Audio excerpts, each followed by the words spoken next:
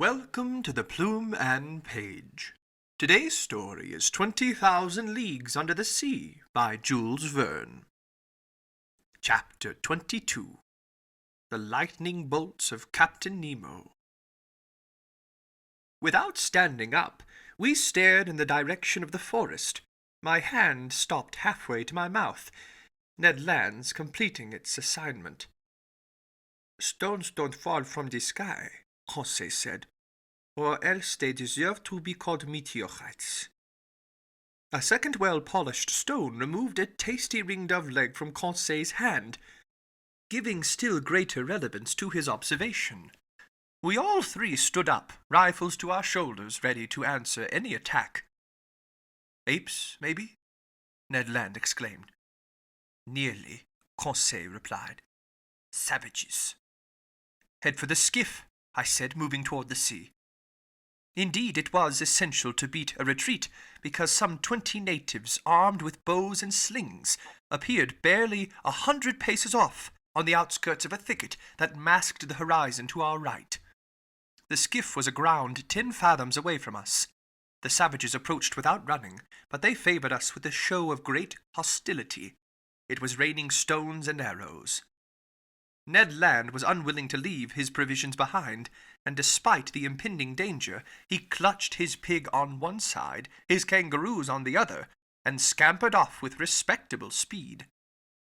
In 2 minutes we were on the strand, loading provisions and weapons into the skiff, pushing it to sea, and positioning its 2 oars were the work of an instant. We hadn't gone 2 cable lengths when 100 savages, howling and gesticulating, entered the water up to their waists. I looked to see if their appearance might draw some of the Nautilus's men onto the platform. But no. Lying well out, that enormous machine still seemed completely deserted. 20 minutes later we boarded ship. The hatches were open. After mooring the skiff, we re-entered the Nautilus's interior. I went below to the lounge, from which some chords were wafting. Captain Nemo was there, leaning over the organ, deep in a musical trance. "Captain," I said to him. He didn't hear me. "Captain," I went on, touching with my hand. He trembled, and turning around, "Ah, it's you, Professor," he said to me. "Well, did you have a happy hunt? Was your herb gathering a success?" "Yes, Captain," I replied, "but unfortunately we've brought back a horde of bipeds whose proximity worries me." "What sort of bipeds?" "Savages." "Savages?" Captain Nemo replied in an ironic tone. "You set foot on one of the shores of this globe, Professor, and you're surprised to find savages there. Where aren't there savages? And besides, are they any worse than men elsewhere, these people you call savages? But, Captain, speaking for myself, sir, I've encountered them everywhere." "Well then," I replied, "if you don't want to welcome them aboard the Nautilus, you'd better take some precautions. Easy, Professor. No cause for alarm. But there are a large number of these natives. What's your count?" "At least 100. "Professor Arjona," replied Captain Nemo, whose fingers took their places again on the organ keys. "If every islander in Papua were to gather on that beach, the Nautilus would still have nothing to fear from their attacks." The captain's fingers then ran over the instrument's keyboard, and I noticed that he touched only its black keys, which gave his melodies a basically Scottish color. Soon he had forgotten my presence and was lost in the reverie that I no longer tried to dispel. I climbed onto the platform. Night had already fallen because in this low latitude the sun sets quickly without any twilight. I could see Gueboroa Island only dimly, but numerous fires had been kindled on the beach, attesting that the natives had no thoughts of leaving it. For several hours I was left to myself, sometimes musing on the islanders, but no longer fearing them because the captain's unflappable confidence had won me over. and sometimes forgetting them to marvel at the splendors of this tropical night. My memories took wing toward France, in the wake of those zodiacal stars due to twinkle over it in a few hours. The moon shone in the midst of the constellations at their zenith. I then remembered that this loyal, good-natured satellite would return to this same place the day after tomorrow, to raise the tide and tear the Nautilus from its coral bed.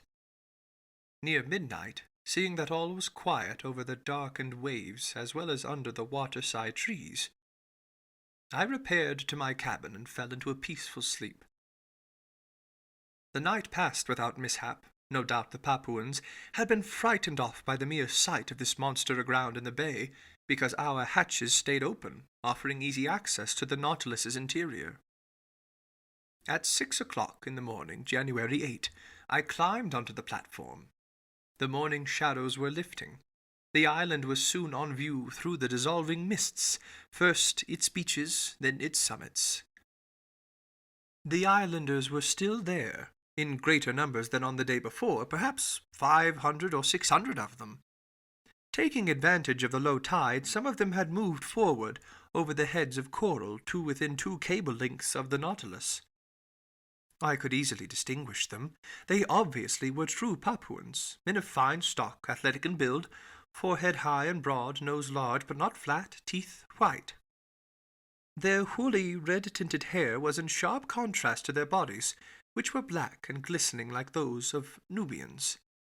Beneath their pierced, distended earlobes there dangled strings of beads made from bone. Generally, these savages were naked. I noted some women among them, dressed from hip to knee in grass skirts held up by belts made of vegetation. Some of the chieftains adorned their necks with crescents, and with necklaces made from beads of red and white glass. Armed with bows, arrows, and shields, nearly all of them carried from their shoulders a sort of net, which held those polished stones their slings hurled with such dexterity. One of these chieftains came fairly close to the Nautilus, examining it with care. He must have been a Mado of high rank, because he paraded in a mat of banana leaves that had ragged edges and was accented with bright colors. I could easily have picked off this islander, he stood at such close range. But I thought it best to wait for an actual show of hostility. Between Europeans and savages, it's acceptable for Europeans to shoot back, but not to attack first. During this whole time of low tide, the islanders lurked near the Nautilus, but they weren't boisterous. I often heard them repeat the word "Asai," and from their gestures I understood they were inviting me to go ashore, an invitation I felt obliged to decline. So the skiff didn't leave shipside that day, much to the displeasure of Mr. Land, who couldn't complete his provisions. The adroit Canadian spent his time preparing the meat and flour products he had brought from Gueboroa Island. As for the savages, they went back to shore near 11 o'clock in the morning, when the heads of coral began to disappear under the waves of the rising tide. But I saw their numbers swell considerably on the beach. It was likely that they had come from neighboring islands or from the mainland of Papua proper. However, I didn't see one local dugout canoe. Having nothing better to do, I decided to dredge these beautiful clear waters, which exhibited a profusion of shells, zoophytes, and open sea plants. Besides, it was the last day the Nautilus would spend in these waterways, if tomorrow it still floated off to the open sea as Captain Nemo had promised. So I summoned Conseil, who brought me a small light dragnet, similar to those used in oyster fishing. "What about these savages?" Conseil asked me. "With all due respect to master, they don't strike me as very wicked." "They're cannibals, even so, my boy." "A person can be both a cannibal and a decent man," Conseil replied, "just as a person can be both gluttonous and honorable. The one doesn't exclude the other." "Fine, Conseil, and I agree that there are honorable cannibals who decently devour their prisoners.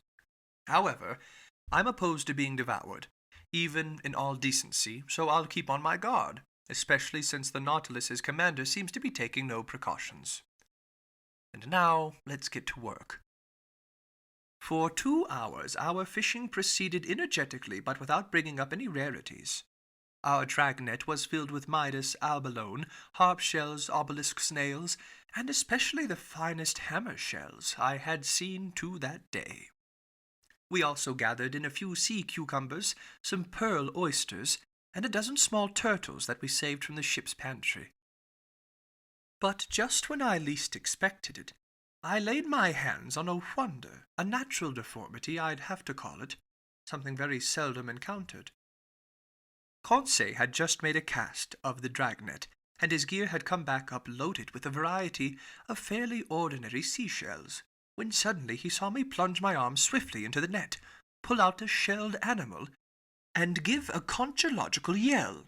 In other words, the most piercing yell a human throat can produce. "Eh, what happened to master?" Conseil asked, very startled. "Did master get bitten?" "No, my boy, but I'd gladly have sacrificed a finger for such a find." "What find?" "This shell," I said, displaying the subject of my triumph. "But that's simply an olive shell of the 10th olive species, genus Oliva, order Pectinibranchia, class Gastropoda, branch Mollusca. Yes, Conseil, but instead of coiling from right to left, this olive shell rolls from left to right." "It can't be," Conseil exclaimed. "Yes, my boy, it's a left-handed shell." "A left-handed shell," Conseil repeated, his heart pounding. "Look at its spiral." "Oh, master can trust me on this," Conseil said, taking the valuable shell in trembling hands. "But never have I felt such excitement." And there was good reason to be excited. In fact, as naturalists have ventured to observe, dexterity is a well-known law of nature. In their rotational and orbital movements, stars and their satellites go from right to left. Man uses his right hand more often than his left, and consequently, his various instruments and equipment, staircases, locks, watch springs, etc., are designed to be used in a right-to-left manner. Now then, nature has generally obeyed this law in coiling her shells. They're right-handed with only rare exceptions, and when by chance a shell spiral is left-handed, collectors will pay its weight in gold for it. So Conseil and I were deep in the contemplation of our treasure, and I was solemnly promising myself to enrich the Paris Museum with it, when an ill-timed stone, hurled by one of the islanders, whizzed over and shattered the valuable object in Conseil's hand. I gave a yell of despair. Conseil pounced on his rifle and aimed at a savage swinging a sling just 10 meters away from him. I tried to stop him, but his shot went off and shattered a bracelet of amulets dangling from the islander's arm. "Conseil!" I shouted. "Conseil!" "Eh, what? Didn't master see that this man-eater initiated the attack?" "A shell isn't worth a human life," I told him. "Oh, the rascal!" Conseil exclaimed. "I'd rather he cracked my shoulder." Conseil was in dead earnest, but I didn't subscribe to his views. However, the situation had changed in only a short time, and we hadn't noticed. Now some 20 dugout canoes were surrounding the Nautilus. Hollowed from tree trunks, these dugouts were long, narrow, and well designed for speed, keeping their balance by means of 2 bamboo poles that floated on the surface of the water. They were maneuvered by skillful half-naked paddlers, and I viewed their advance with definite alarm. It was obvious these Papuans had already entered into relations with Europeans and knew their ships. By this long iron cylinder lying in the bay, with no masts or funnels, what were they to make of it? Nothing good, because at first they kept it at a respectful distance. However, seeing that it stayed motionless, they regained confidence little by little and tried to become more familiar with it. Now then, it was precisely this familiarity that we needed to prevent. Since our weapons made no sound when they went off, they would have only a moderate effect on these islanders, who reputedly respect nothing but noisy mechanisms. Without thunderclaps, lightning bolts would be much less frightening, although the danger lies in the flash, not the noise. Just then the dugout canoes drew nearer to the Nautilus, and a cloud of arrows burst over us. "Fire and brimstone, it's hailing!" Conseil said. "And poisoned hail, perhaps." "We've got to alert Captain Nemo," I said, re-entering the hatch. I went below to the lounge. I found no one there. I ventured a knock at the door opening into the cabin stateroom. The word enter answered me. I did so and found Captain Nemo busy with calculations in which there was no shortage of x and other algebraic signs. "Am I disturbing you?" I said out of politeness. "Correct, Professor Achona," the captain answered me. "But I imagine you have pressing reasons for looking me up." "Very pressing. Native dugout canoes are surrounding us, and in a few minutes we are sure to be assaulted by several hundred savages." "Ah," Captain Nemo put in serenely. "They've come in their dugouts?" "Yes, sir." "Well, sir, closing the hatches should do the trick." "Precisely, and that's why I came to tell you." "Nothing easier," Captain Nemo said, and he pressed an electric button, transmitting an order to the crew's quarters. "There, sir. All under control," he told me after a few moments. "The skiff is in place and the hatches are closed. I don't imagine you're worried that these gentlemen will stave in walls that shells from your frigate couldn't breach?" "No, Captain, but one danger still remains." "What's that, sir?" "Tomorrow, at about this time, we'll need to reopen the hatches to renew the Nautilus's air."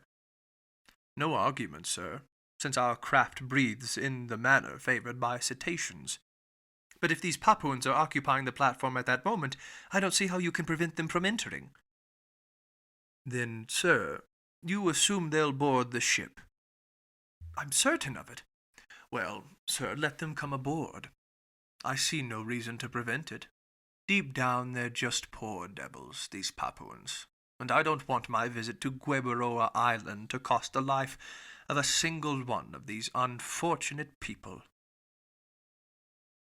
On this note I was about to withdraw, but Captain Nemo detained me and invited me to take a seat next to him. He questioned me with interest on our excursions ashore and on our hunting, but seemed not to understand the Canadian's passionate craving for red meat.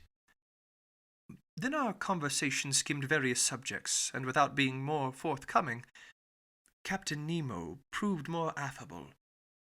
Among other things, we came to talk of the Nautilus's circumstances, aground in the same strait where Captain Dumont d'Urville had nearly miscarried.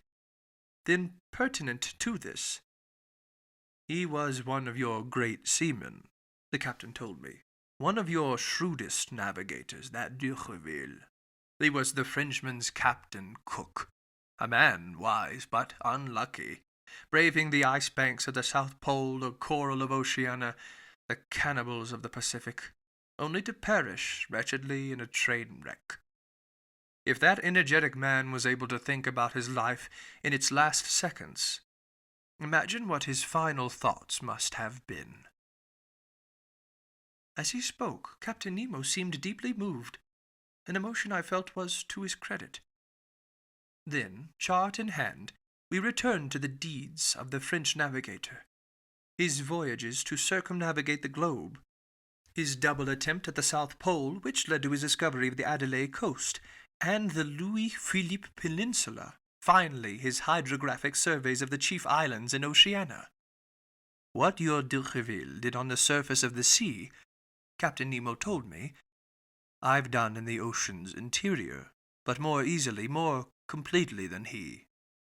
Constantly tossed about by hurricanes, the Zealous and the new Astrolabe couldn't compare with the Nautilus, a quiet workroom truly at rest in the midst of the waters. "Even so, Captain," I said, "there is one major similarity between Dumont d'Urville's sloop of war and the Nautilus." "What's that, sir?" "Like them, the Nautilus has run aground." "The Nautilus is not aground, sir," Captain Nemo replied icily. "The Nautilus was built to rest on the ocean floor, and I don't need to undertake the arduous labors, the maneuvers d'Urville had to attempt in order to float off his sloops of war. The Zealous and the new Astrolabe well nigh perished. But my Nautilus is in no danger. Tomorrow, on the day stated and at the hour stated, the tide will peacefully lift it off, and it will resume its navigating through the seas." "Captain," I said, "I don't doubt—" "Tomorrow," Captain Nemo added, standing up. "Tomorrow at 2:40 in the afternoon, the Nautilus will float off and exit the Torres Strait, undamaged." Pronouncing these words in an extremely sharp tone, Captain Nemo gave me a curt bow. This was my dismissal, and I re-entered my stateroom. There I found Conseil, who wanted to know the upshot of my interview with the captain. "My boy," I replied, "when I expressed the belief that these Papuan natives were a threat to his Nautilus, the captain answered me with a great irony. So I've just one thing to say to you. Have faith in him and sleep in peace. Master has no need for my services. No, my friend." "What's Ned Land up to?" "Begging Master's indulgence," Conseil replied, "but our friend Ned is concocting a kangaroo pie that will be the 8th wonder." I was left to myself. I went to bed but slept pretty poorly. I kept hearing noises from the savages, who were stamping on the platform and letting out deafening yells. The night passed in this way, without the crew ever emerging from their usual inertia. They were no more disturbed by the presence of these man-eaters than soldiers in an armored fortress are troubled by ants running over the armor plates. I got up at 6 o'clock in the morning. The hatches weren't open, so the air inside hadn't been renewed, but the air tanks were kept full for any eventuality and would function appropriately to shoot a few cubic meters of oxygen into the Nautilus's thin atmosphere. I worked in my stateroom until noon without seeing Captain Nemo even for an instant. Nobody on board seemed to be making any preparations for departure. I still waited for a while, then I made my way to the main lounge. Its timepiece marked 2:30. In 10 minutes the tide would reach its maximum elevation, and if Captain Nemo hadn't made a rash promise, the Nautilus would immediately break free. If not, many months might pass before it could leave its coral bed. But some preliminary vibrations could soon be felt over the boat's hull. I heard its plating grind against the limestone roughness of that coral base. At 2:35, Captain Nemo appeared in the lounge. "We're about to depart," he said. "Ah!" I put in. "I've given orders to open the hatches." "What about the Papuans?" "What about them?" Captain Nemo replied, with a light shrug of his shoulders. "Won't they come inside the Nautilus?" "How will they manage that?" "By jumping down the hatches you're about to open." "Professor Arjona," Captain Nemo replied, serenely, "the Nautilus's hatches aren't to be entered in that fashion even when they're open." I gaped at the captain. "You don't understand?" he said to me. "Not in the least." "Well, come along and you'll see." I headed to the central companionway. There, very puzzled, Ned Land and Conseil watched the crewmen opening the hatches, while a frightful clamor and furious shouts resounded outside.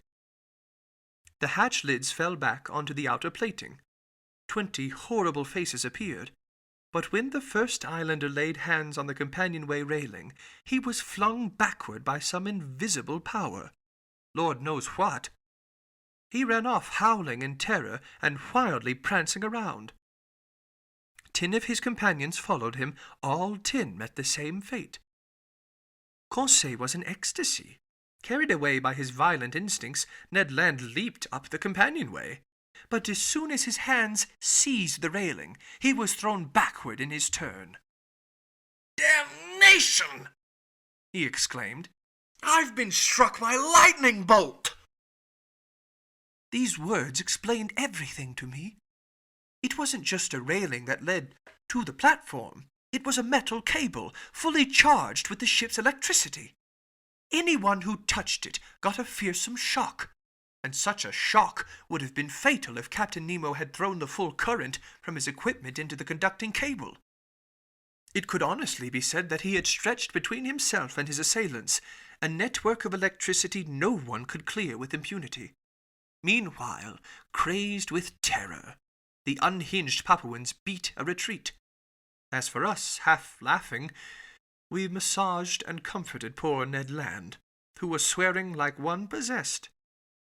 But just then, lifted off by the tide's final undulations, the Nautilus left its coral bed at exactly that 40th minute pinpointed by the captain. Its propeller churned the waves with lazy majesty.